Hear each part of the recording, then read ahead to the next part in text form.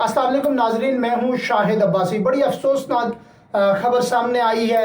मौलाना फजलुर रहमान साहब ने भी इसकी मज़म्मत की। पाकिस्तान तहरीक इंसाफ का जो इजलास हुआ है उसमें भी शदीद अल्फाज में मज़म्मत की। वफाकी हुकूमत की तरफ से नोटिफिकेशन जारी किया गया था, जिस नोटिफिकेशन में ये पाबंदी लगाई गई थी, पश्तून मूवमेंट जो तहफ़्फ़ुज़ मूवमेंट थी उसके ऊपर पाबंदी आयद कर दी गई थी। उसके बाद जो पश्तून जिरगा था, उस जिरगे के दौरान पुलिस की तरफ से फायरिंग की गई, जिस फायरिंग के नतीजे में तकरीबन कोई दर्जनों अफराद ज़ख्मी हुए और 5 से 6 अफराद की इतलात आ रही है कि मारे गए हैं।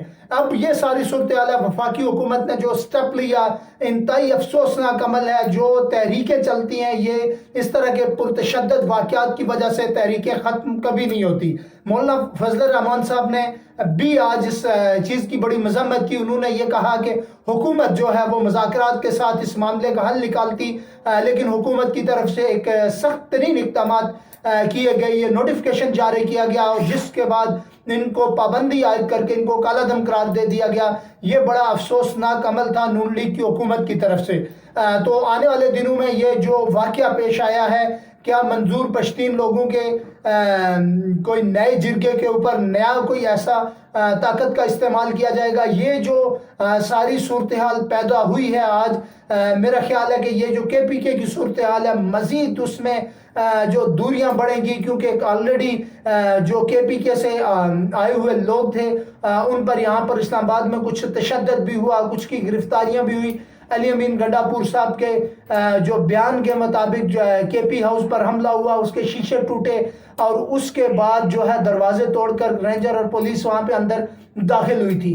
तो ये सारी सूरत हाल एक ऐसी सिचुएशन पैदा हो रही है कि जो वफाक के दरमियान और KPK का जो सूबा है उसके दरमियान वाज़े तौर पर लग रहा है कि कम्युनिकेशन गैप और बैरियर क्रिएट हो रहा है, जिसकी वजह से मुल्क पाकिस्तान को बड़ा ही नुकसान पहुंचेगा।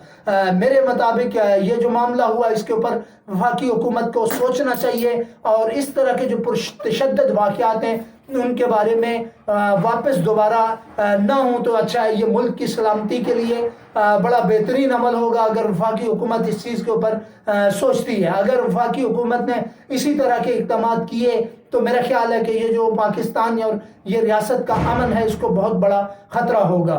लेकिन जैसे ही इस मामले पर मज़ीद पेशरफ्त होती है, मैं आपको मज़ीद बताऊँगा। अपने इसी व्लॉग के अंदर जो काजी फ़ाइज़ ईसा साहब के बारे में बताना चाहूँगा कि काजी फ़ाइज़ ईसा साहब को अभी घर भेजने का वक्त आ चुका है और अब जो नए चीफ जस्टिस होंगे वो जस्टिस मंसूर अली खान साहब होंगे। देखना यह है, लोगों की बड़ी तनकीद हो रही है जस्टिस मंसूर अली खान साहब के ऊपर, लेकिन देखते हैं कि वो कोर्ट रूम को किस तरह संभालेंगे। क्या काजी फ़ाइज़ ईसा साहब की तरफ वो चीज़ें लेकर चलेंगे या फिर इससे बेहतर तरीके से परफॉर्म करेंगे।